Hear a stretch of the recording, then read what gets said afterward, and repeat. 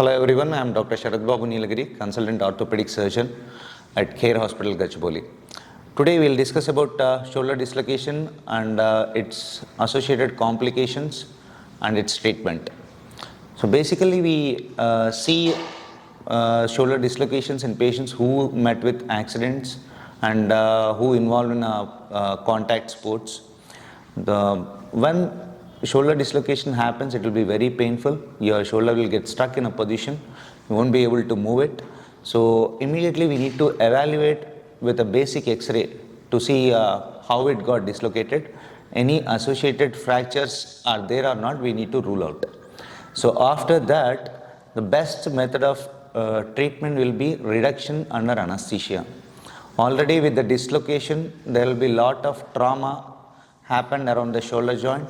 The labral tissue, which usually covers the anterior labrum, covers the glenoid, which will get torn and shoulder will get dislocated. So to avoid any other further damage to the shoulder joint, we usually reduce the dislocation under anesthesia. So we need to reliquate under anesthesia. That is the first thing to be done.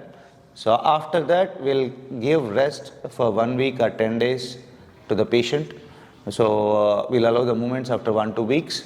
If patient is having any discomfort and any other symptoms of like apprehension, what we call like if he feels like if the shoulder is coming out again, then what we do, to rule out any labral injury, we'll get MRI done. So once the MRI done, if there is a labral tear in young patients, definitely we'll offer a surgery that is called arthroscopic anterior labral reconstruction, labral repair. So arthroscopy is a keyhole surgery with the small keyholes placed around the shoulder joint, around 2 to 3 keyholes placed around the shoulder joint.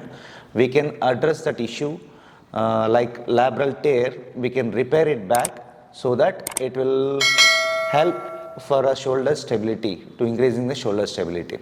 So in young patient, if in early ages like in 20-25 years, if the shoulder dislocation happens, there are high chances of recurrence. Recurrence means with a minimal trauma or with the minimal overhead activities, with the external rotation of the hand, there are high chances of recurrence shoulder dislocation.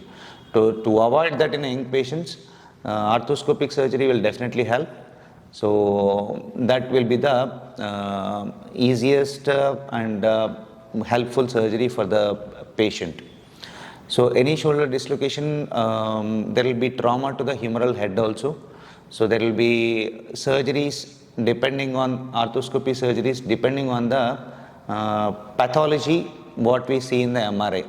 So if glenoid fracture happens, we need to treat in a different way depending on the glenoid bone loss. If only labral tear, we need to treat in a different way. And if associated humeral head injury like Hill-Sachs lesions happens, we need to treat in a different way. So with the MRI, we'll get a clear picture. In case if needed any glenoid fractures, we need a CT scan to rule out the extent of the bone loss. So surgeries will be offered depending on the pathology of the patient. So shoulder dislocations, nobody should neglect. Once patients, what they'll do with the recurrent shoulders, they'll automatically adjust the shoulder, they'll do some maneuvers, adjust the shoulders and they'll move on. But this will lead to major complications, irreparable complications at a later stage. So we can't give a proper solution if you neglect the shoulder like that. So early evaluation, early treatment will give good results. So try to consult an orthopedic surgeon if any shoulder dislocation happens and treat as early as possible. Thank you.